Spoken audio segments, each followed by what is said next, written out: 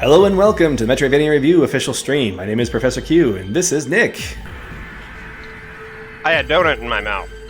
I was waiting until there was a donut in your mouth before I said that, so that you would have a donut in your mouth. Mission accomplished. So this is Project Delta. Also, I want to apologize for having to stream an hour earlier today. Something came up, and I did not want to cancel the stream because I thought this was an important game. So I hope that you were able to make it. If not, then I hope you can catch it on the VOD, and it will be up on YouTube in a few weeks. But anyway, this is Project Delta. This is made by Flying Fire with Indiana Ores, the same people that made Destroy Space Aliens, and I was not trying to remember Destroy Space Aliens, I was trying to remember Kingdom of Light. Kingdom of Light that we also streamed. So this is their latest project, and it looks like they're going a little bit more Metroid this time around. Can't go wrong with going Metroid. After spending over 100 hours with Metroid content, making the Metroid story analysis video, I became very familiar with things like music and stuff like that. And the first thing that struck me when I loaded this up is that this opening music is very reminiscent of Metroid's opening music, both Super Metroid and Metroid 2. So yeah, I'm excited to see what this game will be like. Also, another thing I wanted to point out is the lighting that we like so much from Kingdom of Light is present here in the title screen, which I thought was cool. I noticed that. I think that'll be a good fit for like a sci-fi thing. Yeah, so there's a signature style going on here. So this is the first time I push this button. I have not played this game at all. So we'll see how this... I'm going to delete my file because there's totally a file there. That's cool that there's a file, though, in this demo. Okay, let's see. So... You have to go to the left. Go to the left. You have to go to the left. You always have to go left. I'm pushing the... I accidentally pushed my right stick, and I noticed that it doesn't do... It doesn't do just movement, so that's neat. It doesn't look like we can go left or right. We have to go up. We can't go left? We're gonna have to suck up this blobular thing. Oh, Eat it. It's following me now. Oh, okay. I guess you move the blobular things to the screen. There we go. A temporal anomaly has been. We're gonna try and learn how to read for this stream. You turned on the giant Game Gear mounted to the wall. A temporal anomaly has been detected. The trajectory of destiny is destabilizing. Oh, that's an interesting opening line. It was several eons from now when I first faced against the darkness, a force capable of draining the life energy from civilizations and utilizing their souls to spread suffering across the world. When I had thought the battle against them was won, the god of darkness proved to be one step ahead. Darkness ravaged my world. Crops withered, innocent lives drained before our eyes. The god of darkness was nowhere to be found. Impossible to stop the madness he brought upon us. We soon found that the god of darkness was coalescing massive amounts of life energy from all realities at the beginning of time and storing it at a remote station known as Aeon. If not stopped, darkness and suffering would permeate throughout all timelines and realities. With my ship Kronos, I was able to travel back to the formation of the universe. Here at the beginning of time, the potential for all things that ever could be or would be are. Limitless potential flows from the gods and permeates the world in its purest form. Essence. Kronos converts the chaotic, timeless energy of pure soul and potential into an explorable, temporarily bound manifestation. I've been at Docket Ion Station, a place known to exist both outside and within the bounds of time. Like a fragmented memory, I must collect the remnants left behind by the darkness and triangulate the reality the darkness is storing the essence. If the darkness gets a chance to utilize this energy, chaos will be unleashed upon the universe, and all of reality will begin to unravel. I will not fail this time. I like this time, a little foreshadowing there, because we're probably going to die a few times. Couple of other things I'll notice. First off, that little screen just now was very reminiscent of Super Metroid's opening, because you had the little face and the little explanation. I like the immediate sort of mythological or religious implications there with the God of Darkness. And the other thing I noticed is that the UI is very similar to Kingdom of Light. Possible that they just used it. And I don't see anywhere else to go, so I guess we'll use this screen again. There we go. New remnants acquired. Oh, okay, so I guess this may be a warp point. Okay. Oh, here we go. I pushed the go button. Reality synchronization successful. And in this remnant, the door is open to the left.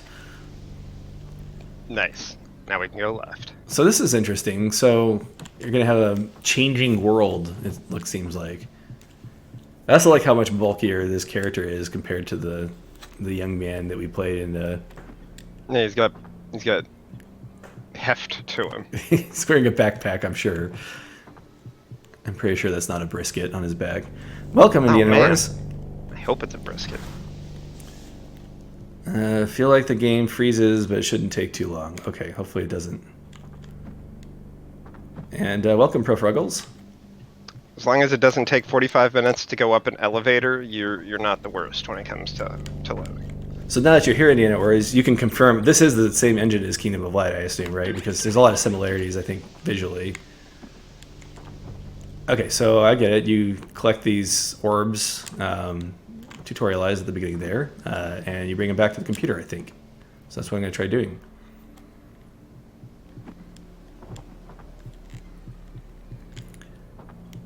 Yeah, we did like the lighting from the Kingdom of Light, so it's nice to see it back again.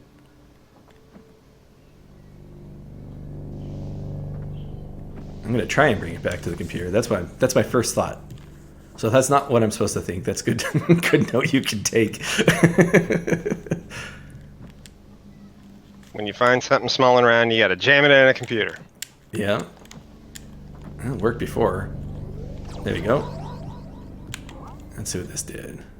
Oh, we've got an item. Ah, we unlocked Sonic and Knuckles. What? Unknown item. Because it's a Game Gear. Oh. Actually, I don't think Sonic and Knuckles were ever on the Game Gear. Okay, so you just resynchronize, which resets your map. Oh, is this procedurally generated? I didn't know that.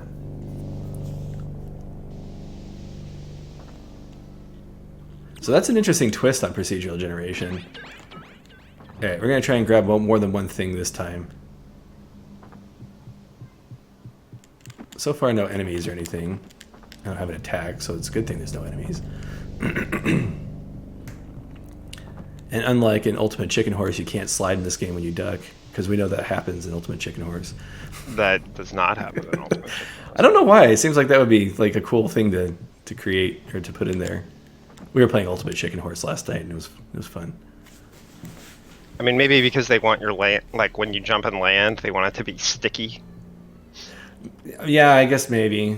I mean, it does make it a little easier. So funny enough, I started a conversation that this morning, yesterday, or a couple of days ago, I let my son play Kirby and the Amazing Mirror, and he still had a hard time with it. They've all had a hard time playing video games. They're 4 years old, by the way. And the thing that they can't seem to understand is jumping and moving at the same time. And something odd that happened was, so they played Kirby, and he kept flying. Like, he kept pushing up and accidentally flying. All right, we're going to go to Brando. Or Branch. Sorry, I misread that. Remnants insufficient. All right. So let's go ahead and reload this. Oh, wow. I just, on a lark, looked up when do kids start multitasking. And apparently they don't develop the cognitive brain functions to truly multitask until 7 to 12 years. That's interesting. Well, I don't know if jumping and shooting is multitask or can be defined as multitasking in that definition then. Because here's what happened is I let him play Kirby and the Amazing Mirror, and he kept flying, and then like once he got into fly mode, like he was all puffed up with the air inside him. Right. He couldn't figure out that he needed to spit it out before he could start jumping again and be on the ground. And so the concept of two different movement modes for the same character was confusing. States, yeah. I think that'd be a really interesting study. See how kids develop and play video games and what concepts they can like get their heads around. So here's the twist: is yesterday we were just sitting around, and I was like, "So what do you guys want to do?" And they're like, "Let's play Mega Man." And I'm like, "Okay." So I booted up 8-bit Mega Man, and it looks like I may be doing something wrong here. So I'll go back to the main room and take a look. I like this idea of a world that's completely changing all the time. So anyway, we played Mega Man, and my son sat on my lap, and he's like, "I'm going to push the triangle button," which I was playing with a PlayStation controller on the Legacy Edition. And let's go ahead and edit this and see what happens here. It doesn't seem I can. Oh, I still have unknown items I could use on this. Now let's try it. I should have experimented more. I thought I might have been missing something. Alright, looks like there's a big glowing light to the left. I'm going to go over to the right. I'm just going to check over here just to see if there's anything else. So he's like, "I'm going to push the triangle button." So I was like playing the hardest challenge run ever with a 2-year-old on my left. Hey, it's the bow from Kingdom of Light. I'm glad I came over here. Yeah. Space bow. Space bow. It's really interesting seeing a project develop into a completely different project like this. Yeah. Oh, I couldn't have gone to the right anyway. You gotta imagine this probably happens a lot in game development, where something turns into something completely different. Something out of nowhere. Let's see if this thing still heals you after you charge shot it. What happened was the character from Kingdom of Light just grew up, and he just worked out the entire time. And that's why he's so hulking. Well, I mean, he's gotta get into space somehow, because when he dies, he turns into the character from... Oh no, wait, no. I'm confusing my Metroidvanias. our Metroidvania canon that we keep making. Yeah, where every character is the same character. Oh, okay, so that's going to heal me. Okay, so the mechanics are the same as Kingdom of Light. So I do have a little bit of advantage coming from playing Kingdom of Light going into this. And yes, Indiana Wars, I'll let you know if canonically they are the same character. Oh, that's even interesting. Well, there we go. That's actually kind of neat. I like the effect of the walls breaking. It's very satisfying. Well, that's actually really cool. And then he gives birth to Sir Frank Jones the First, and in that line we get the straight face lines, right? Totes. Alright, so we got a new item. Let's go ahead and let's add that item. And we'll go ahead and start the branch. Well, I will say that this is a completely unique, never been done before idea. Oh, why can't Kingdom of Light crawl? So anyway, he was sitting on my lap, and we were playing Mega Man, and it was really hard playing with a toddler on my lap, pushing the rapid fire button all the time. So we did that for about 15 minutes or so, and I was actually doing surprisingly well. That's how much Mega Man I play. With somebody randomly pushing buttons like that. Oh, we learned how to crawl. Imagine going through a dark hallway and then you find a piece of paper and it's like, get on the go ground. down on your knees and then move forward. And you're like, oh! I did notice that I lost my bow, so I'm guessing that I could probably put more than one item into a branch eventually. So we're going to go ahead and explore a little bit more and see what happens. Something else to note is that this game does start basically without too much exposition. Kind of neat. That's not crawling, that's more like tumbling. Slowly. So anyway, after 15 minutes of playing Mega Man, I finally gave him the controller and said, "Hey, how about you try it by yourself?"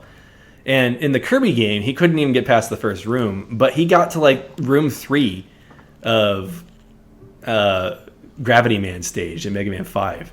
And I was just like, wait a minute, what? Like, after I woke up this morning, I was thinking about it. I was like, isn't Kirby the game that's supposed to be made for beginners? And the reason why Sakurai made it so Kirby could fly is so that the platforming would be easier. And yet this 4-year-old figured out Mega Man faster than... Oh, okay, so this branch has one slot, and this one has multiple. I'm starting to get this. Optional challenge. Okay, I'm thinking maybe it's got something to do with, even though Kirby on the whole is an easier game to play, the movement is more complex than it is in Mega Man. Oh, I'm actually really starting to like this design here. So there are two places where there are going to be items, but whichever, I'm going to go ahead and travel to it as I'm finishing my thought there. So I don't know which side. Okay, so obviously, all right, let's go ahead and explore. So I may have put the crawl in the wrong place, so they'll be interesting. So you explore, you see what the level layout is, and then you move the item to where you need it. That's kind of neat. Yeah, this is going to be... Oh, okay. Well, I guess I chose the right place for the bow of light. So anyway, when you really think about it, Kirby's actually really complex. Mega Man has jump and shoot, and that's it. Unless you add Robot Master Weapons, that's where the complexity comes from. I mean, you start with Rush in a lot of the games, but for the most part, it's just jump and shoot. Kirby has two states. You have flying, you have puffing, and then in order to hurt enemies, you have to slide into them, which is down an A, or you have to suck them up and shoot them out. Now, granted, the first Kirby, the one where Sakurai was like, I'm making this for beginners, was Kirby's Dream Land that didn't have any of that except for the flying and sucking and shooting thing. It's actually a lot more complex than when you really think about it. And yeah, like the movement is more complex than the levels. So maybe for a person who is completely video game illiterate, maybe Mega Man is better. Anyway, I mentioned this on the forums that I'm in, and both forums, somebody brought up Sonic the Hedgehog as being even better, and I'm like, you know what, you're probably right, because Sonic has 3 buttons on the controller, and all of them do exactly the same thing. So, you know, it's just interesting. Just can you move faster in Sonic by holding a button down? Nope. Huh. You can push down and jump in later Sonic games, so that gets more complex to do the little spin dash thing, but the first Sonic, it's literally just the jump button. You wouldn't get past Green Hill Zone. As soon as you got the Marble Zone, it would be too hard, but, you know, Green Hill Zone would be a good tutorialized area for an illiterate gamer. So it's really interesting. Do you think Sonic would be better than, like, Mario? So Mario is actually really complex. I was actually thinking that Mario might... but here's the thing, is I started with Mario before I started with Mega Man, so it'd be something that'd be really interesting to actually conduct a study on. And yes, I'm actually really enjoying this design, although I'm trying to figure out how to use the bow again. Can I just... Okay, I can't just do a regular shoot. Alright, cool, and then we got our crawl. And now let's try and find that other item that we were missing. Yeah, most kids... That's the problem that my kids have. Okay, I think I can crawl through this. There we go. That's the problem that my kids have, is they can figure out how to jump and they can figure out how to move left and right, but they can't figure out how to do that at the same time. Uh-oh. Okay, there we go. I can do those at the same time. Kids are dumb. But for some reason they figured it out in Mega Man when they didn't have the constant turning into a puffball thing going on. So, I don't know, it's just fascinating to me. I wonder if, in Sonic, if the difference between spinning as a ball and then moving just as the normal character would be confusing. Like, if there were a ball, if they'd be pushing in certain directions and wondering why they're not moving. Yeah, I don't know. So one thing you're getting with me playing this Indiana Wars, and I'm sure you understand this, is you're watching somebody who's played hundreds of Metroidvania games use the experience that they gained from all of that to navigate. Like right there, I just went back to the main room and just immediately looked at the map and saw where I was missing and just went ahead. It'd be interesting to see somebody who's not experienced with a ton of Metroidvania games, how they would react to that. I say that because there's been all the controversy going on with Metroid Dread and what is his name? Joff. What's his last name? The guy who made God of War. Oh yeah, the guy that was poo-pooing the game design. Yeah, he thinks it's too hard, and it's interesting hearing him complain about it because it's stuff that you just...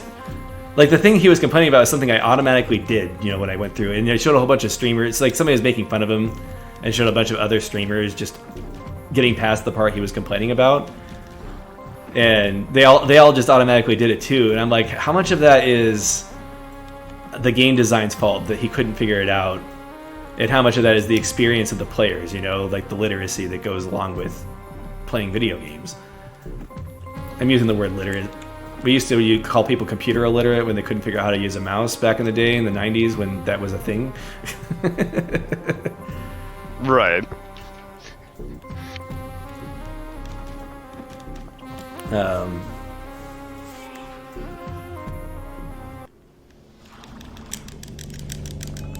So, yeah. So what do you think? So talking about like what would be the best beginner game for people, what do you think would be the best beginner Metroidvania for people? I always say Zero Mission because it has the most tutorialization to take you through. So, like it just guides you along the way, and it's also like really not that hard. Okay, so we have the challenge. Oh, we have the challenge one. Let's go ahead and equip it. Challenge accepted. Oops, I actually unequipped it. Go.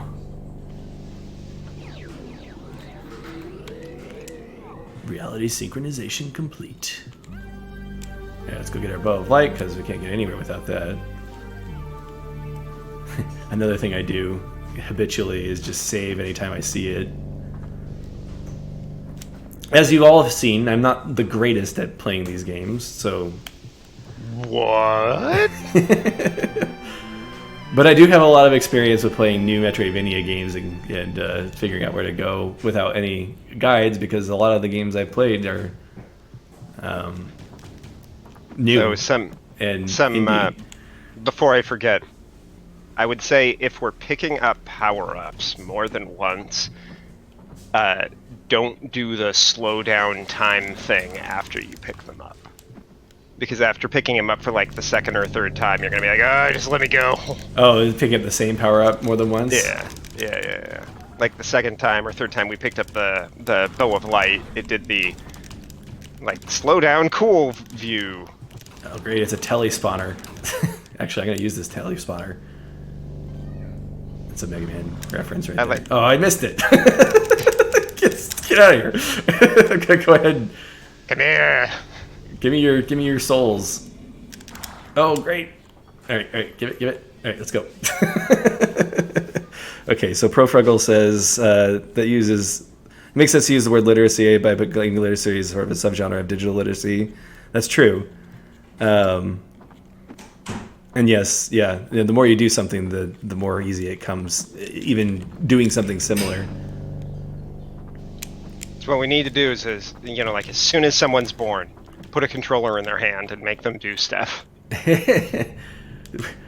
Just to respond to Indiana Wars real quick, it'd be really cool if you did like maybe it gets faster each time you get the item, and then by the end he's just like flipping the bow around, I don't know, not necessarily speed it up, but make it more stylish when he does it. Like he's learning would be kind of a neat trick. That's just a suggestion. I don't know how you feel about that, but Nick may disagree too, but I think it would be cool. Like he's getting used to this world type thing. Like, this is a bow that I've used before. Although that would take a lot of work to add those extra animations. Although how would you show that he's getting better at crawling? Be like, I'm becoming a crawl master. Maybe as you get the crawl ability, he learns how to dive. I don't know. It's a thought. It's probably that'd be interesting. Yeah, evolve the skills the more you pick them up. Yeah. Like I've got this.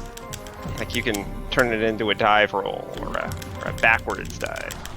It's possible that the skills already evolve just as you find things. Oh, great. I do like the way the music slows down and speeds up when you hit spikes. Yeah, when you get hit, damage. it feels very impactful. Yeah, we got 2. Now you have to use the tele spawner to... I'll stop calling them teles as soon as they stop being like teles. Come on, spawn. You set the expectation that I can eat you. Oh no! Okay, I got the health. I need the health to get across the spikes because... All right, I want to just in case. Okay. Oh no, actually I could have made that jump all along, but it's okay. It's better to be safe than sorry.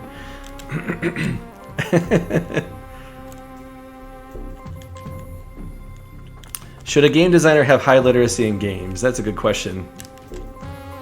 I think it probably depends on the role they're filling within the game development. If they're the only developer, then probably. Here's the problem with having a high literacy in games, or me saying yes to that, is that one of the problems the game industry has is that a lot of people who are making games today are people who grew up with games. And that can lead to really interesting things like what Indiana Ors is doing, just to compliment Indiana Ors again, where they evolve the ideas that have been created over the years. But you have to remember that all the games we grew up with and loved were made by... So I learned that Miyamoto used to work in like the steel industry or something like that when his family connections got him the job with Nintendo. Wait, how do I get those kind of family connections? Yeah, exactly. But anyway, that's a different subject entirely. But that's what I learned today, and that's the background that made the games we love, and we're kind of losing that kind of background. So I would love to see gaming illiterate people try to make games just to see new things happen. And this is new. I'm not saying that they can't happen with people who grew up with games. I'm not trying to say it would be better or worse, but it would be interesting. Well, I mean, it kind of comes to that question of when was the last time a new genre was created? Right. Now, granted, there's a limited number of ways you can convey digital media in a interactive form, so sure, that's going to tie into it. But I'm going to say that oh, did it freeze? Oh no, don't freeze on me. We'll have to start over. Nope, it's working. Good. Like, I'm not stopping now. This is fun. Anyway, I think this game is very novel, and I think that iteration is not better or worse than innovation. But I would not like to create a culture that you have to be gaming literate in order to be a designer. And yeah, some of those old games were really terrible. We did learn a lot. And I'm not saying you shouldn't try and learn as much as you can before you start, but getting the 40-year-old who decides to become like Bob Ross and suddenly start painting at the late part of his life, getting somebody like that who has never touched video games to suddenly get into video games and make video games, I bet they could make some very interesting video games. Video game Bob Ross? Yeah, video game Bob Ross would be neat. Okay, so this is neat. So I didn't know what order to put the bow and the crawl in, but it looks like maybe the generation sets you up. Oh. I just nope to the left with my little rolls. Dope. Oh no! You need more literacy. Apparently so. Get good. That's what we call getting literate in this world. Wouldn't that be interesting if a teacher's just like trying to teach somebody how to read, and she's just like, get good. I don't think they'd be a teacher for very long. Let's see. I'm catching up on the chat here. When you're grading their tests, if they get like a D, be like, get good. There are also a lot of old bad games that I think that people should play and learn things from. That's the thing I've always said about playing bad games, is that I'm never upset about a game that I play that was just horrible. Because there are always things that you could always talk about why they were horrible and learn a lot. Hey, cool. Maximum health. I wonder if that's permanent.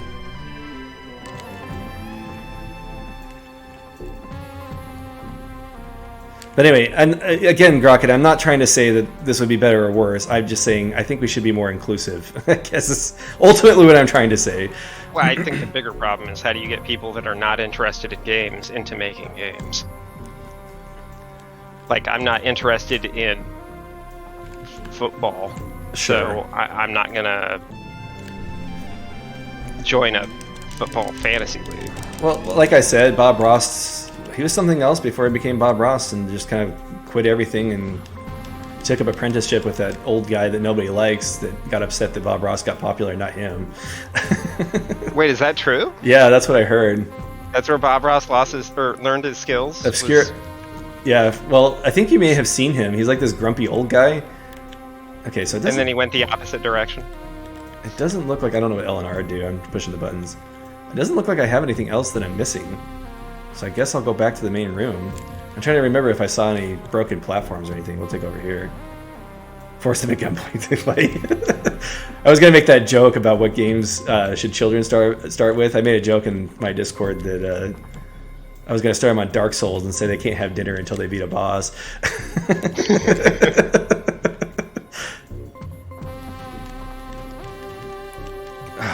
Sorry, I was looking at the chat instead of walking. So what old cranky game dev should we pair with some newbie and have them make a game? I don't know. Who's the crankiest game dev? We probably shouldn't be. Okay, this is interesting. We could pick Wacky. I mean, there's plenty of, like, partner somebody that's never made a game with Suda51 and see what happens. Did you see what happened just now? So, the light changed. That door was going into a room that I fell into, like if you see, and now I'm in a new zone. I was going to say, I haven't found the boss yet, so I couldn't leave that permutation yet. Whoops. I love how when you fall, you like automatically dodge on the platforms. It happens every time, man. That's your brain. I know. It's like, no, don't get hit. Frankly, missing innocuous platforms is probably safer than, hitting spiked platforms, so it's probably good that our brains seem to automatically do that. If you look at the map, yes, I did see the door, and I actually did see that, so that was a success. I mean, it might be marked a little bit different, possibly to help newer players. That section of the map was off the map. Oh wait, I'm on a different... Oh, things are getting crazy now. Okay. Things are getting different now. I'm getting tripped out. Because the map keeps changing. I'm wondering if any of ours has been like lurking in our servers, because on one of our streams I talked about how it would be neat if there was an unreliable map, because usually the maps are like a quality of life thing that just basically tells you where to go all the time, but maybe the map could be lying to you. And I'm not saying this is the same thing, but it's making me think about that. Playing with the map. Yeah, playing with the map in ways that Metroidvanias haven't done before. I'm going to keep going left and see if that leads me back out to the main room. Apparently you discovered a bug. Oh, there we go. Is that a bug? Okay. So I'm going on about how genius this is. It was completely... Like, well, great, now I have to change everything.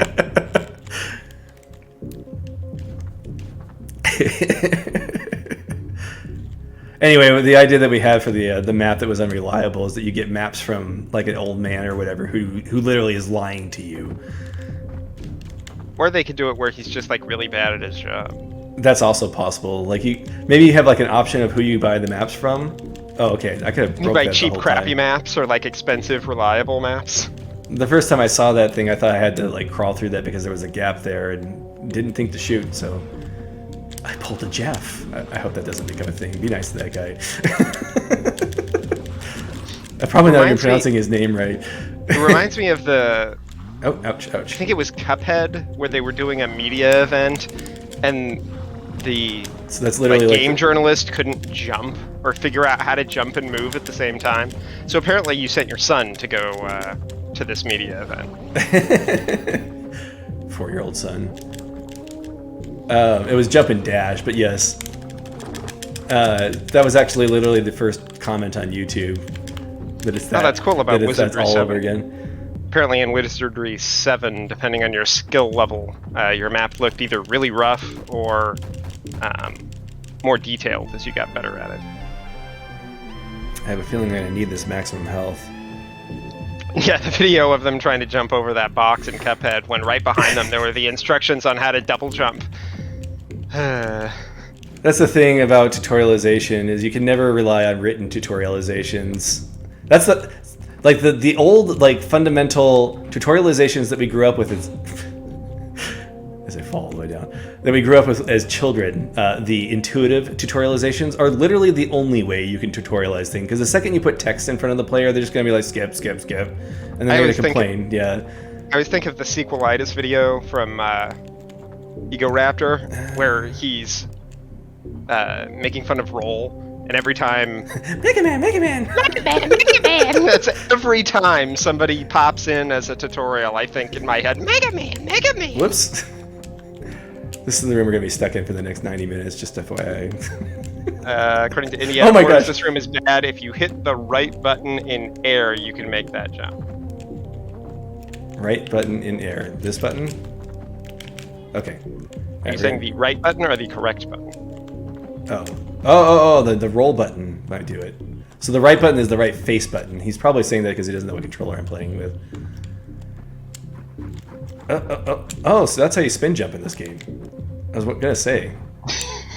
I like you just start doing a barrel roll. Yeah, okay, so that makes you jump farther. Speaking of tutorialization, that may be one that could use one before. Maybe make this a power and then make you use it would be a good way to... Because I went this entire time without knowing I could do this, and now I'm doing it all the time because I want to see how it works, but we all understand this is a demo, and I want to see what this... Okay, that's probably where the boss is going to appear. And yeah, the Cuphead video definitely felt like somebody that didn't play a lot of modern games. I mean, it might be somebody that just panicked. The fact is, sometimes Whoa! we go brain dead. He just comes right out. Oh man! He's like, hey! Hi guys! What's going on? You like my forehead? It's got horns on it. Probably hurts if I do this. He looks so Whoa! excited. That has got an explosion.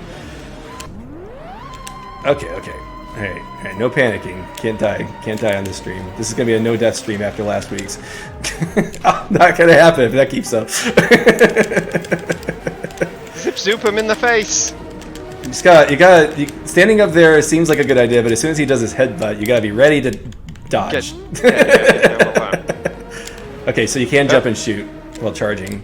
Oh, the explosion! I gotta watch out for the explosion too. I'm gonna die on this. Oh! Barely pulled it off. Nice. Uh-oh. We triggered the load-bearing boss. Boy, I hope this happens every time you kill a boss. That's awesome. I mean, it kind of makes sense. It's like it destabilized the branch.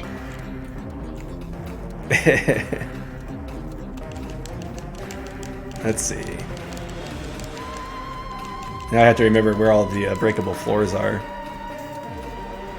So is there an actual time limit here, or is this just the veneer of urgency here? Or will there be an actual time limit in the final game?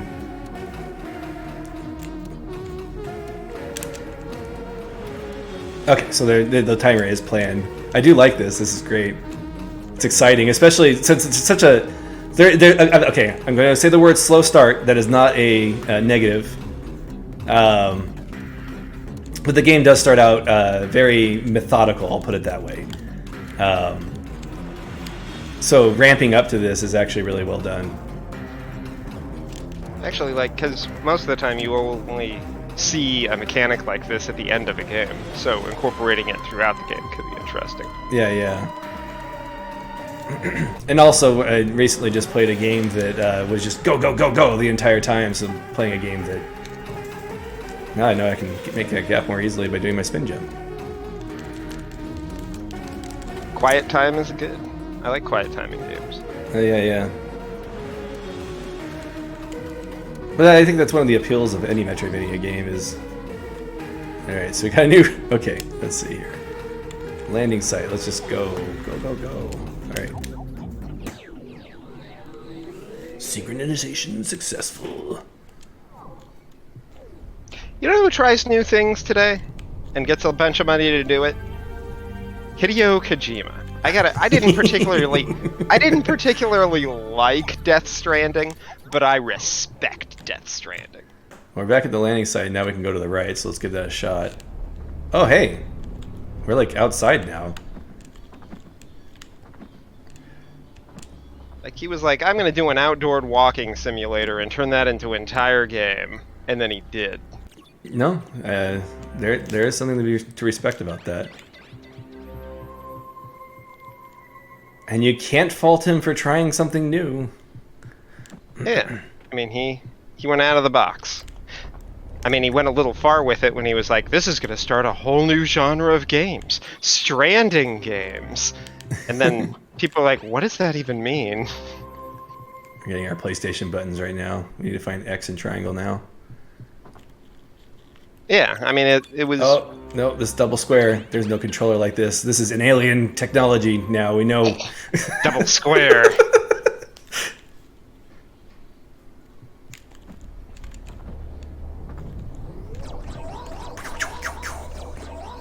Take my items. All right, let's see what we did. So the squares, I think, are... Okay, map structures. So we got 2 map structures and an item. Although it doesn't look like... Oh, Desolate Planet. Here we go. So I pushed the R and L buttons to switch that. Might be good to have a tutorial there. I did it just because I try things, but... Okay, start items. Definitely want the bow. It's gonna have like a crawl space as soon as I load in, just to. And an unknown item. I like this. This is engaging. I like this a lot. And it's kind of like the idea of creating mini Metroidvanias with a procedurally generated game like a Robot Named Fight, except that there's some structure to it besides just being completely randomized like a roguelike. It's kind of neat. Yeah, it's a neat idea. You should definitely submit this to one of those gaming contests for showcasing. Okay, so that is not a crawl space. I don't know if I can make that jump back, so I hope that the item we find makes me so I can jump, or maybe it loops around. Let's see. So the ground I can see, I can shoot through it because the map showed me that. Looking at my mini map. I saw that. Oh, I knew that was something like that was going to happen. I saw that there was on my map that there was no ground there. Okay, we're good. But I didn't expect it to suck me in like quicksand. I kind of like it. It's got like this crumbling, decrepit feel to it. Like this place is just coming apart. Yeah. So we gave the have new animation idea for getting items that you've already gotten already. Maybe there should be just like 3 levels to it, just that way the development's not like forever to add all of that. What would we do for the crawl animation? We gotta figure this one out. Let me make sure I covered everything down there. Okay, looks like I did.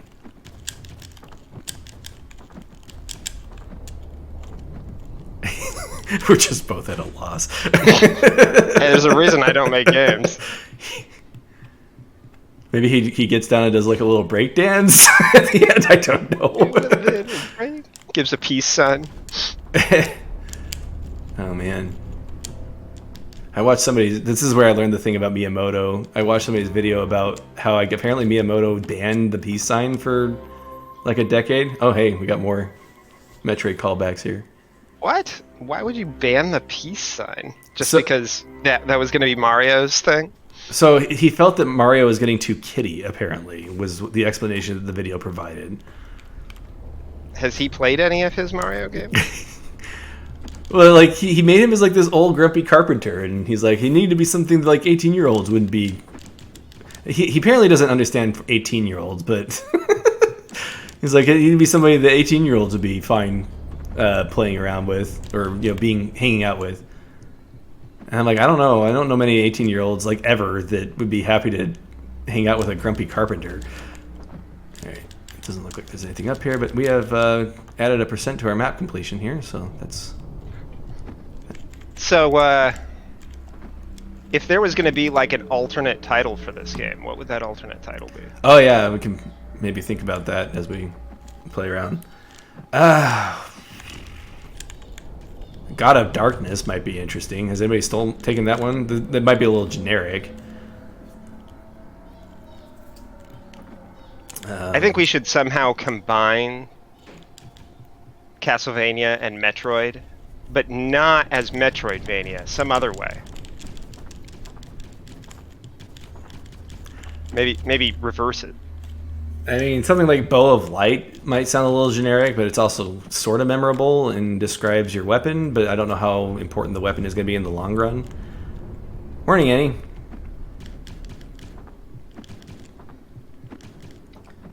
Could be. I mean, I think the central mechanic is the whole computer building levels thing. So right, which is why I said God of Darkness might be more appropriate. No, I know. I knew it was Cast Right Man, so that's what I was lilting towards. Yeah.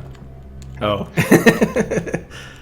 It's Castlevania Metroid, but reversed. It's probably a good thing that the community went with Metroidvania instead of Castroid. Or Castleroid, or Castleroid was that you hear a lot.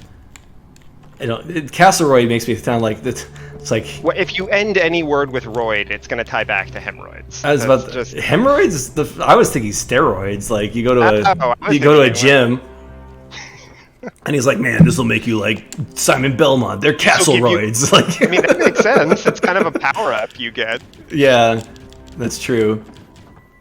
So is this the beta content at this point? Indiana Wars? I kind of suspected that after the boss that would be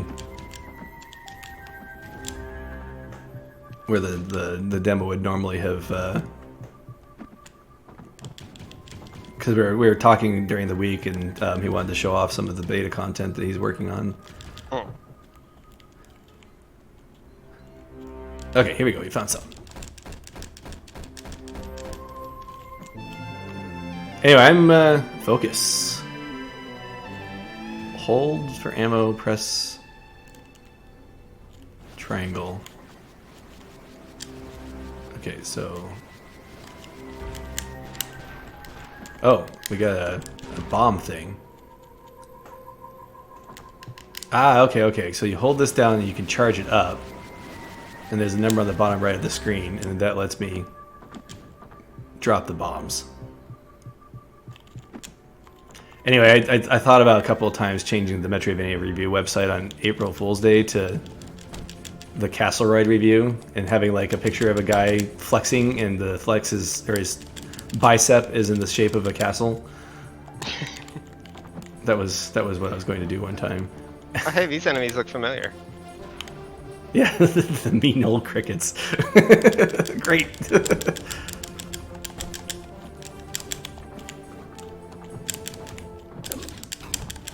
So I am a big fan of a robot named Fight, and just the concept of this game is just fantastic. Oh, we're getting our health and it's not freezing time anymore. That's neat.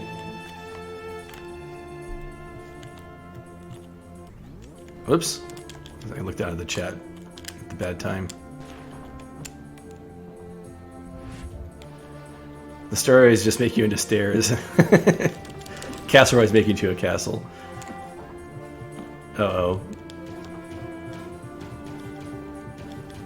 Is my bow shot bigger now, or am I just imagining things?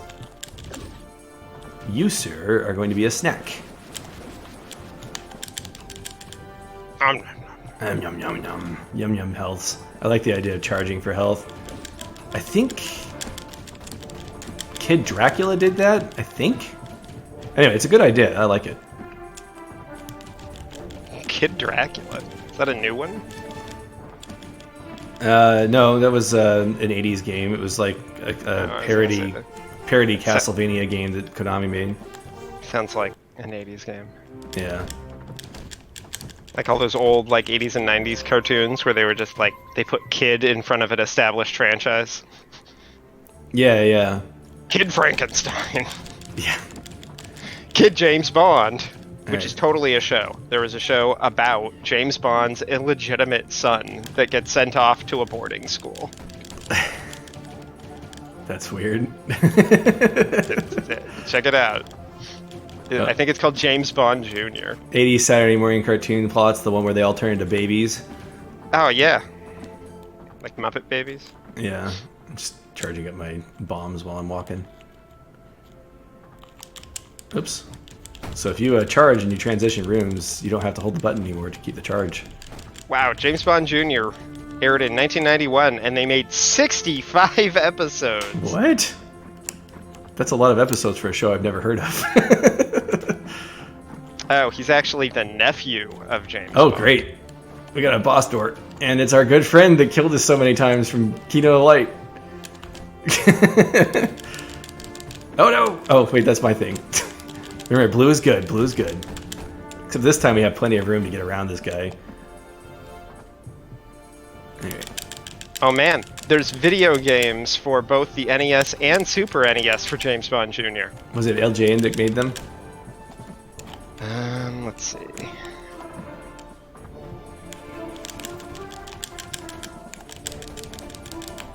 Let's see. Oh, no. You faked me. That's okay. You're like shooting at a barn door when it comes to getting my snacks out of you. Oh geez, I was looking at James Bond Jr. That thing's terrifying. The show, or? No, that creature. Oh. Okay. And no, the James Bond Jr. Super Nintendo game was made by Game Tech and THQ. Wow, early THQ games.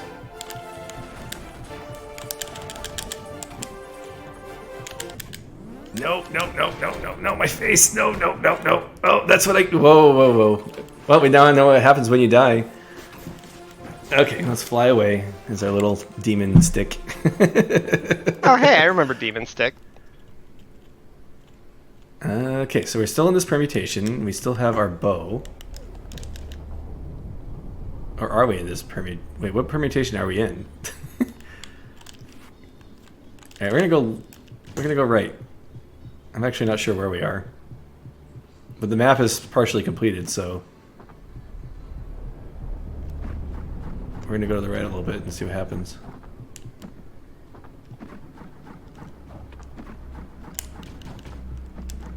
I don't even know, like, what channel was James Bond Jr. on? Okay, I definitely can't get up there. Well, I don't remember. I just remember going to my babysitter's and it being on TV. Huh. They tried to market every adult TV show to kids, too. Remember when Aliens was, like, a toy brand? I'm like, this is like a rated R movie, guys. Like, yeah, those are some rad toys. Like, why is... And then, like, the Aliens, like, commercials for the toys would, like, come on during other TV shows. It had nothing to do with aliens. Yeah. Be Ripley and kill the evil queen! And then it would cut to a little kid saying something like, die, you... Okay, so down there, it's glowing. I don't know if that dot means I've gotten it already, so I'm just gonna go check it out real quick. RoboCop cartoon? Oh, gosh. Oh yeah, there was a RoboCop cartoon. Did they have the scene where, okay, I'm not going to go this way because I'm remembering. Where RoboCop gets shot 45 times by Red from that 70s show? Yeah, or the part where it has the machine gun and blows up everybody in the boardroom. Dot means got. That's good. That's how it is in Super Metroid. I just don't remember what... I haven't looked at my map for when I haven't had it, so I didn't know what the convention was. Because, of course, I played multiple Metroidvania games where it could be either, so... There should have been a Predator cartoon. Predator. Predator Jr. Predator Jr. Get to the copter! He fights Child baby Arnold Schwarzenegger. Baby Arnold. It has to be Baby Arnold. Baby Arnold and Baby Predator. It could be the baby that he had in that movie where Arnold Schwarzenegger was pregnant. Junior. Yes. And that was what the name of the movie was, wasn't it, Junior? Yeah, it was Junior. It was I think there were two movies with Arnold Schwarzenegger and who was the other guy? Was it Danny DeVito? Maybe it was Danny DeVito? I think it was Danny DeVito. But yeah, they did Junior and then they did Twins. I'm going to keep going this way because I can. But I think I left a room in the other room, so... I just remember in Twins, because the whole concept of Twins is that Arnold Schwarzenegger and Danny DeVito were twins, and there's a line in the movie where Danny DeVito's like, "It's like you sucked up all the good stuff, and I got all the crap." That's a perfect thing for Danny DeVito to say. He's great, don't get me wrong. No, Danny DeVito is a great actor and an awesome human being. Yeah. Oh man, I remember the So Attack anyway, of Killer Tomatoes blasting. cartoon. I don't think I ever actually saw any of the Attack of the Killer Tomatoes movies. I think everything that I knew about Killer Tomatoes was from the cartoon. It's funny that a lot of those cartoons were from movies, like, that they decided to expand. They had like a fuzzy vampire tomato was one of their friends, and it was like their pet. We haven't had that in a long time. Like, just anything new. Like, we used to have all these movies coming out, and then they make the cartoon version of it, like the Ghostbusters and all that stuff. I don't know, don't they? They don't still do that? I mean, I guess I don't watch cartoons, so I don't really know. Oh, I guess this And also, I think media has changed a lot. Like, but I mean, Saturday morning cartoons I don't think that's a thing anymore. I don't, like, if you turn on CBS on Saturday at 8 o'clock in the morning, what are they playing? I think that they play things, I just think it's like reruns. Well, Paw Patrol is like sort of that same, but like they don't like take a movie that was popular and then turn it into a cartoon like they used to. But I think that's partially because there's like no universally popular movies that aren't reboots or the same franchises we've already seen. I mean, you kind of see that, but it's usually more mature stuff. So it's like making the Star Wars cartoon or making the... And there is a Star Wars cartoon. Yeah, there is. And there's like Clone Wars, but then there's also like that anime Star Wars that they made.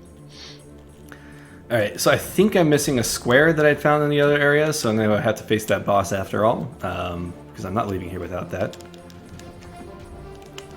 Although, if I really wanted to save my progress here, I would take these circles back to the base before risking my life on this cricket boss. The big question is do I have to fight the cricket twice? I haven't gone down yet, so let's try that too. Come on, get down. Oh, I actually thought that the killer tomatoes were actually vampires. They're not. They're just killer tomatoes. That's because we were joking about vampire tomatoes the other day. Well, it was vampire potatoes. Or that was saying that that would make a knockoff of my own game. Vampire which was tomatoes. Which was based on a poorly drawn comic. Was the vampire potatoes from the comic? Yeah, that's where vampire potatoes came from. I made a comic and saved the school from the vampire potatoes, and then you made the game. Yeah. The Mater Masher, or Tater Masher 9000 was the ultimate weapon in that game.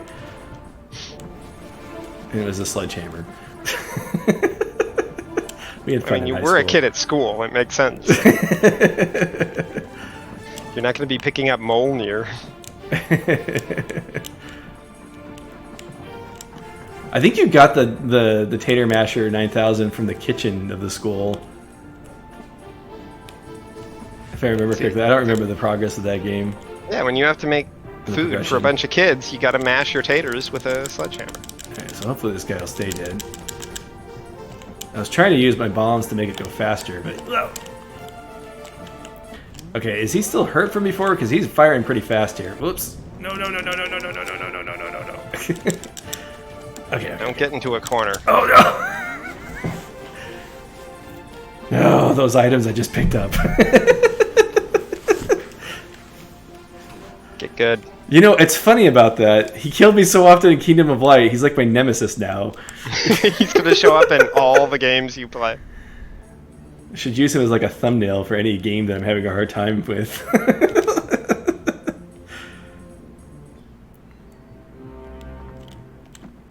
Okay, well, that's good to know.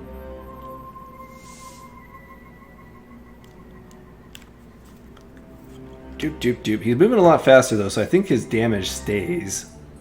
And then the question is well, I think I do have to go get the items that I found again.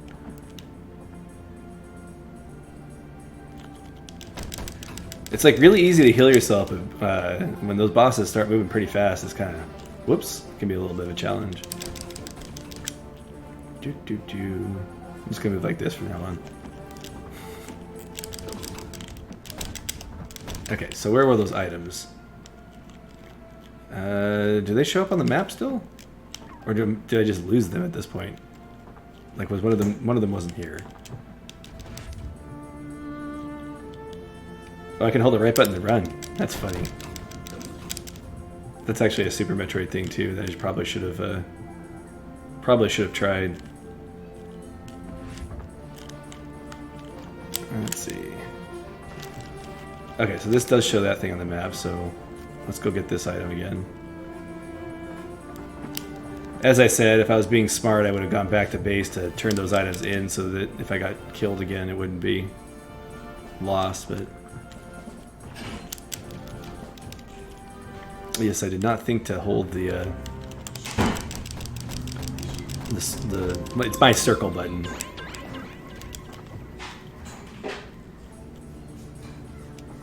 Another bug. Oh, don't you just love bugs? You work so hard and something just doesn't work.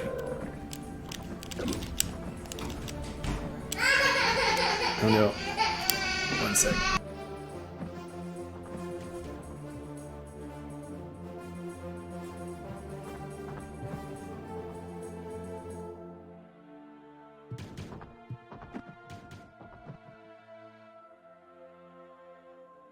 So did you disappear there, Nick?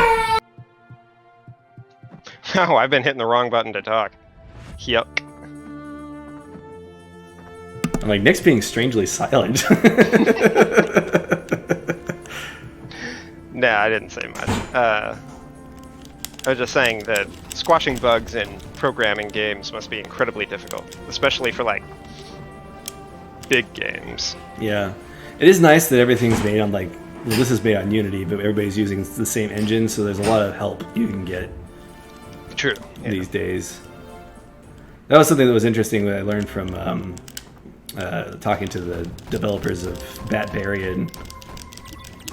Was just the process that they use to learn Unity, and it's actually kind of neat that that's what Mark Brown's doing right now. That's what he's kind of logging about. Yeah, I like Mark Brown's run right now. His idea of making a game, I think, is a clever one and fits really well with his channel's whole thing. And he's right; it does help give him clout. Like, I don't necessarily think that a critic needs to be a game dev too, or has to have been a game dev, but I think it helps. Like, obviously, I programmed the games back in high schools, and not saying that gives me more credit or anything, but it can't hurt. Yeah. Yeah, you have a lot of guys who are just like, I want to go into game journalism because I want to play games for a living, you know? And I think that that's... Oh my gosh, this guy's just ripping me to shreds. I don't want to have to get these things again. Alright, time to get good. Yeah, use your platforms. Okay, so luckily, I can hit him off screen. Oh, give me the health, give me the health. Okay, let's see. Immediately lose it. Whoops, I did not turn around fast enough. Okay. I like that the health does track you. Yes. I like that it has a delay too, so you're not just like instantly healed when you hit him. Also, hitting it from off screen proved that my bullets were going off screen, so now I'm more confident about shooting when he's close or far away. Whoops. No. Let go of the charge. Just give it up. Uh-oh.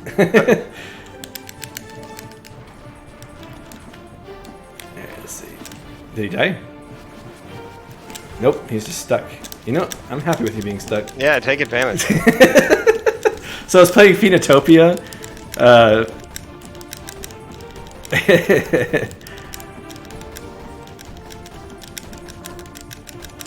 I was playing Phoenotopia one time, and I was having a really hard time with this boss.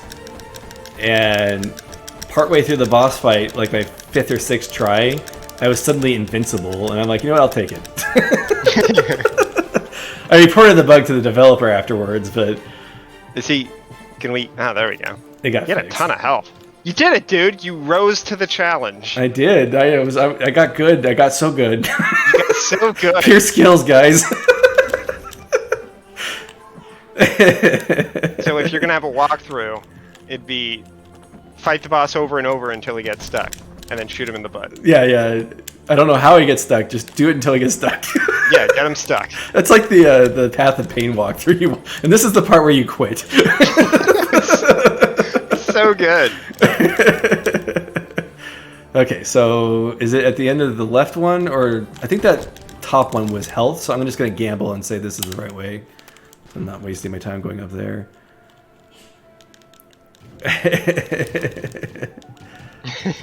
He's like panicked, scratching at the door as you murder him. Oh gosh, so that was actually something interesting I thought Samus Returns did, the way the Metroids run away from you at later parts of the game, where it's like they fear Samus at that point. Oh yeah. It gives a hugely different implication to like the way the Metroids are supposed to be depicted as, but not a bad one, just a different one. Or maybe this was the health. Nope, never mind. All right, we got our PlayStation buttons. Let's get out of here. It's like that rebel soldier in Star Wars when Darth Vader's walking down the hallway at him as they're trying to get the Death Star plans out of the ship, and he's like, "Ah!" and then he gets stabbed in the back.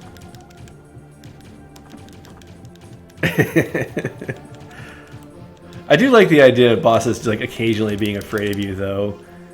Oh, well, That's why I liked. That was one of the very first games I played. I think it was a trailer that I watched for The Last of Us, where you go into a room and there's like 3 guys and you grab one of them and jab a broken bottle into his neck, and then one of his buddies is just like, "Oh no way!" and then just like runs away. Right. It's nice to see people who aren't just zombies, you know. Rage-filled maniacs. Yeah. Yeah, I do have to run past my nemesis. Thanks for the reminder. I need to go up.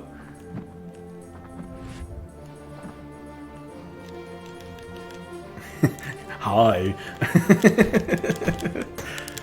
If he really was Nemesis, he'd be like, "Asteroid." It'd be funny if he was like chasing me out of this. Oh Oh like man. his little legs are scratching through the door. Okay, Indiana, you gotta do this for me. In one of the explosion sequences, you gotta have the cricket chasing you the whole way out. Do it for me. You don't have to actually do it for me. I just think it'd be hilarious.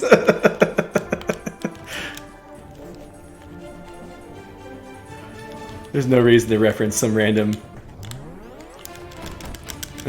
content creators' nemesis like that. Wow, that was a complete fail. Come on, give me your noms.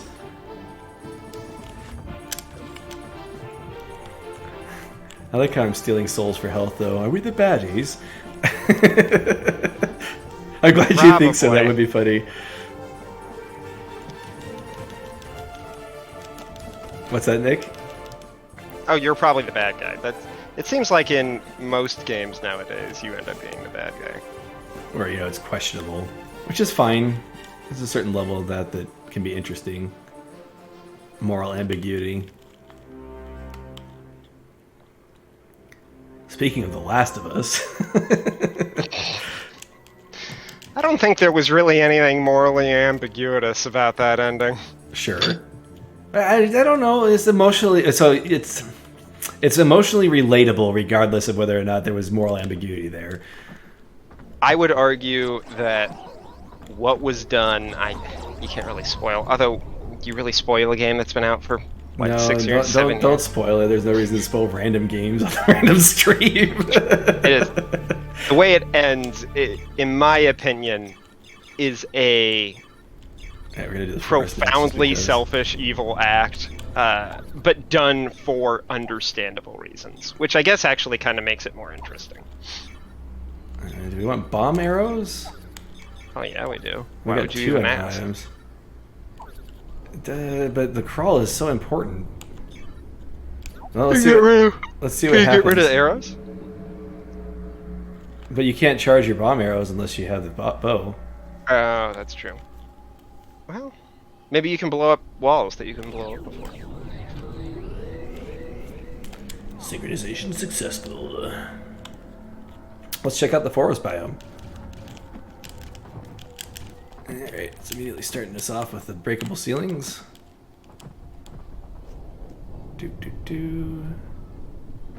Anyway, I don't want to go anywhere without my bow. This bow is like part of me. You can do bombs without the bow. Oh, you can? Okay, well, that's good to know. But I don't want to lose my bow, because that's also how I heal. Oh no! But if I do see a crawl space, I'm going to have to change my mind about... Oh, speed boosters. I'm making assumptions here, but that's what it looks like to me. Mothra over here. Yeah, that's the biggest reason why I don't want to give up my bow, is because I can't heal without it. And as you say, that is a big deal. Okay, so good thing I brought the bombs. And yes, we did already do that joke.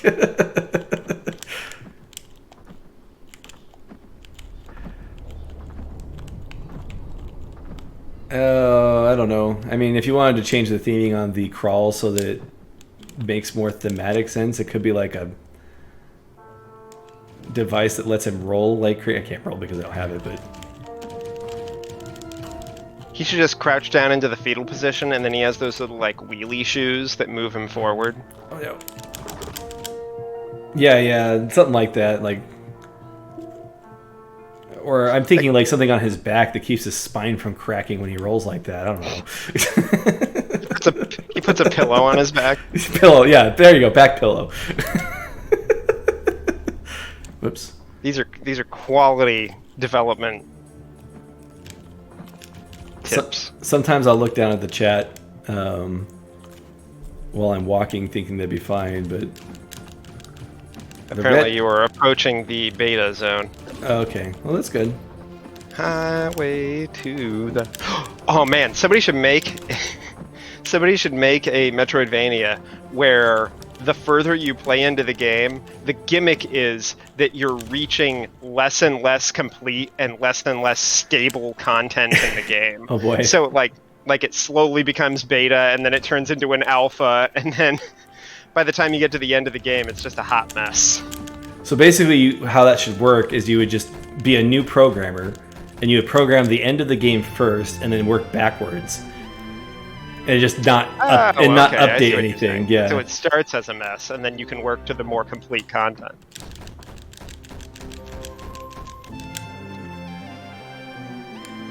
Like at the beginning, everything's got placeholders and. Oh, okay. So the bombs. Wait a minute. I'm confused now. So this lets me charge. Bomb arrows? Did I have bomb arrows this whole time and I didn't realize it? Anyway, I can go back down here. Anyway, we'll see if we can complete it without crawl, and if we can't, then we can always just go back. So far we haven't had to do that though, so that's good. Redder that makes it get glitchier as you explore. That sounds interesting. That one's not a Metroidvania though, I assume. Otherwise I probably should have heard about it by now. Okay, so I just got focus. I haven't needed crawl. Have I gone to the right over here? Oh, those bombs on the wall to the right here. I remember that now.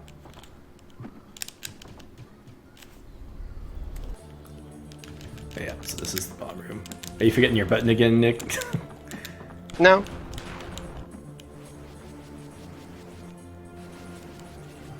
Got the silent. Nice.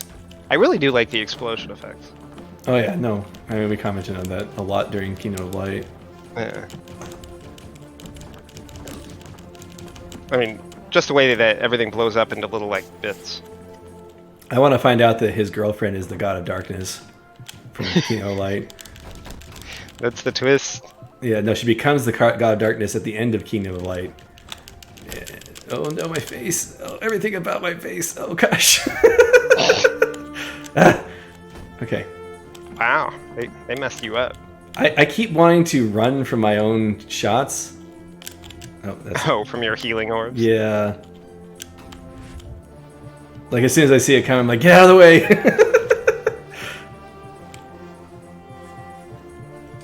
Oh, I forgot that I didn't know the item yet. That's why I was confused.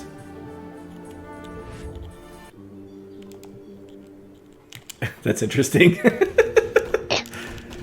Stanley Kubrick makes a video game. I would love to see. That's actually something I'd like to see more of. I think that's part of what makes Hideo Kojima so interesting, is that he's a director, a movie director that turned video game creator. And I would be interested in seeing more of that. Yeah, I mean, Steven Spielberg did the Boom Blocks game, which is kind of weird. That was weird. Although, you know what, Boom Blocks was fun. Yeah, I think he probably just paid to finance it or something. Sure. Yeah. How much was he actually involved in the creation? Essence Heroes. I want to see like a Wes Anderson game. Is it right? Okay, there we go. There we go. Neat. So on my PlayStation controllers, it's not right trigger, it's right bumper, or R1. Oh, yeah, I need to actually hold down my run button. I haven't been doing that. It's funny because I'm a big Super Metroid player, and I get used to that. Although Super Metroid's areas are usually small enough that you don't have to think about it most of the time. So it looks like your hearts continue between biomes. So this is like the second ion area. All right, we got some progress bubbles. Dunk. And in we go. Oh wait, I have to bomb this door.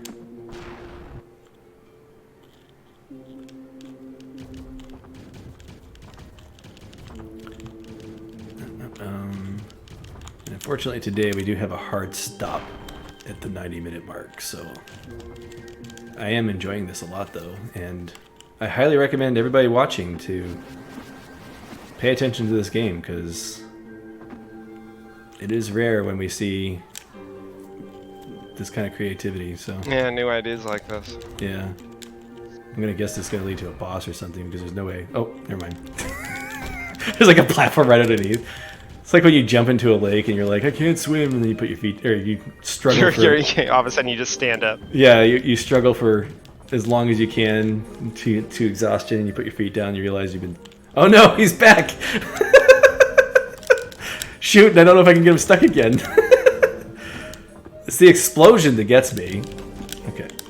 You gotta get him to jump up on one of those side platforms. Oh, so I have a new weapon this time. Oh, great. Whoa, that sent me flying.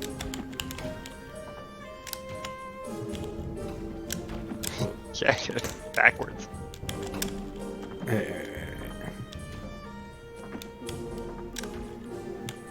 So anyway, I started blasting. No.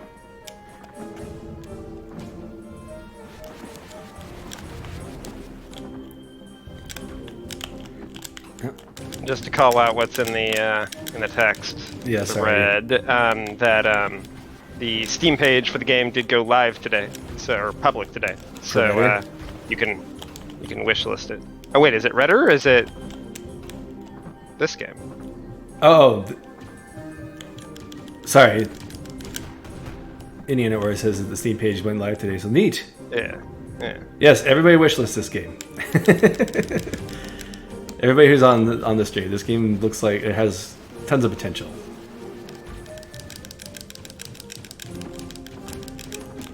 And if Kingdom of Light comes to fruition, definitely recommend that as well.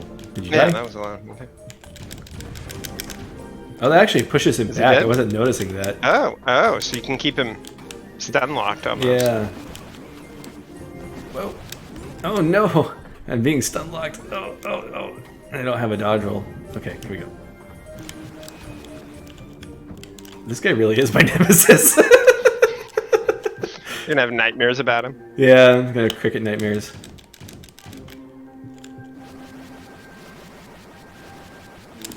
He could be stuck again.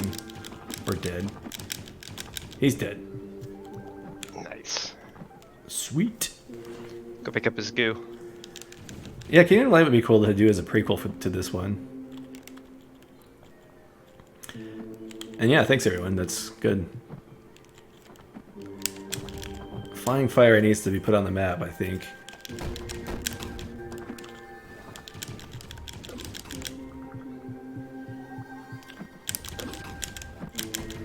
More people need to play to destroy space aliens, too.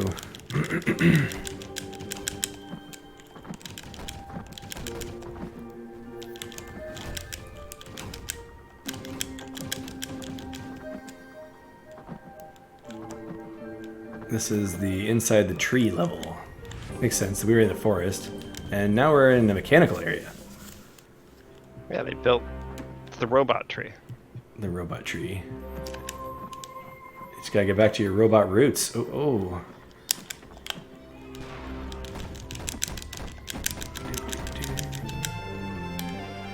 Run at extreme speeds. Awesome.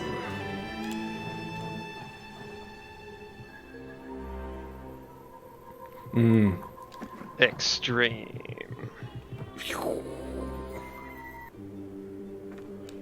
Whoa. Can we shine spark? Yes, we can. Oh, we got shine sparking. Or spark shining, or however you say it. Awesome. Oh, it's satisfying. This is great. Definitely look forward to when all the sound effects are added too. How'd that cricket get in there? How long was he in there? He's been caged this entire... I've been in there for 100 years and I am starving. Like, blast the wall open and he can get out, and he's like, "Thank you, friend, die," and then you murder him. I am the cricket of wisdom. Ask me any question, I can tell you. It's like, shit it in the face. Ask me any question and I will answer. Do you bleed? Nice. Okay, so the game doesn't pause when you pause. Oops. So I think this is the other side of that wall. Yeah, it is. So let's see if we can... I think I may have missed something, but we're also coming up on the time, so I'm going to try and show off the last biome that we haven't looked at before we quit.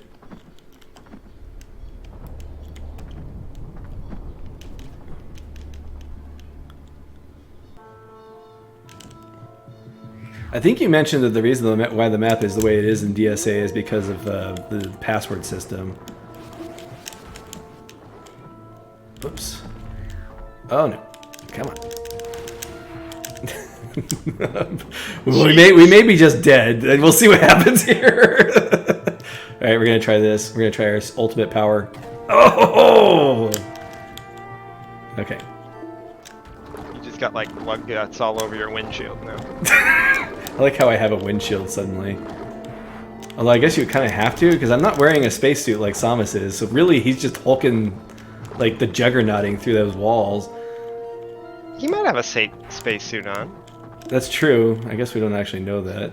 He could be, like, real skinny. You know, it's possible, you know, that he just put hair on his spacesuit just to decorate it. Like, nobody's done that, but, you know, we don't know what the fashions of the future are. Yeah. He could be like one of those slug creatures from Vision Soft Reset. Yeah. Yeah.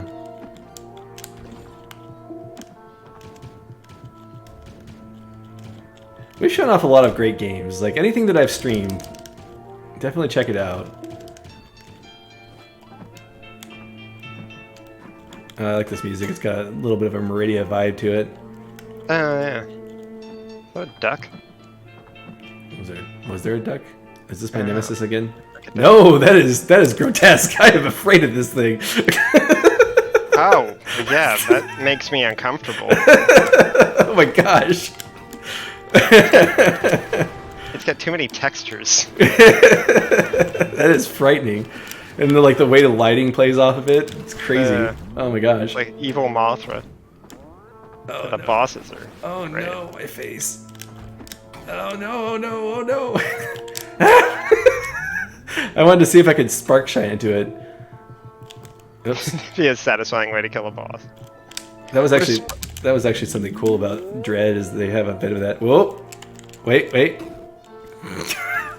My body just spark shined back to life. Or Shine Spark back to life. Oh, for a minute I thought you were going to be able to still control yourself. All right, let's see. We got 4 more minutes left. Let's go ahead and try the other biome real quick since we're here. Just to show it off, and then we'll call it. Anyway, love the concept. This is great. Okay, so we definitely want to stock up on unknown items there. I like the little face it makes. Okay, we definitely want to start with the speed boost as long as you give me the option. And get the crawl. Just to, not that we're going to get very far into this, but that is a great bug. Don't you hate it when a bug kills you? Oh, the go button's not working. Is this level done, or do I have to have everything filled? Yeah, it doesn't seem to let me go. Oh, let's see. You know what? We'll just stay here for a bit and just play for another 4 minutes. And so yeah, anybody have any questions for Indiana Auras while he's in the chat? This is a good time to ask for our last 5 minutes here. Need to go into the red area and get more unknown items. Okay. And I still have the speed boost, I think, so I think we can probably continue.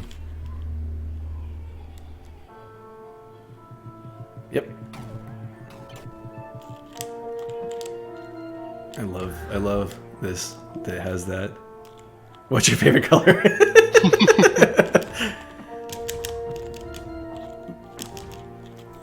I always have to play blue when we're playing board games. Oops. That was the wrong entrance. So this is the red area.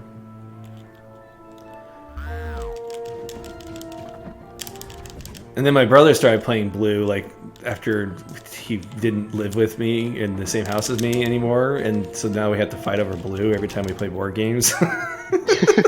Because every time I'm not blue, I, like, automatically reach for blue, and, you know, it gets tough. I'm not saying, like, I would totally switch colors, it just gets me confused. That's why whenever I play Settlers, I have to pick orange, so I can call my little roads carrots. Ah, that's funny. Little carrot roads.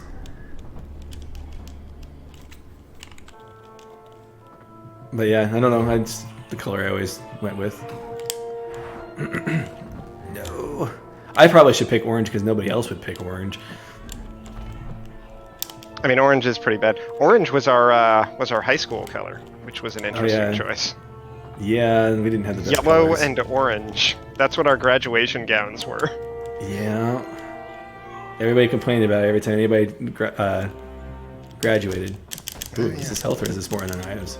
Oh, I think I may have lost one when I died there. Yes, it's probably a good idea when you get an item to go back to the ships in case you run across a mini-boss like that. Pro tips for people when you play the final game. Since it doesn't auto-save there. It might be cool to have like an ability that makes it like easier to collect things when you die. Alrighty, well, I think that's gonna call it. Oops, I literally just screwed that up. Oh, that was cool. That was cool. It's like you bounced him back. Alright, this is now how I'm gonna kill this boss. How long does the spark shine last? Oh. Nope, we're gonna football this boss. Football tackle. We get distracted from the outro, but this is important. This is important. Oh, what have I done? It worked! And now I'm stuck in... We have broken the game. Wow, you killed each other. Wait, the screen's going dark. Oh, because I died. That's great. You know what? That was a brilliant way to close. That was great. Thank you, Indiana Auras, for giving me the opportunity to play this. Everybody wishlist this. I really like where this is going. Continually enjoying the creativity that comes from Flying Fire.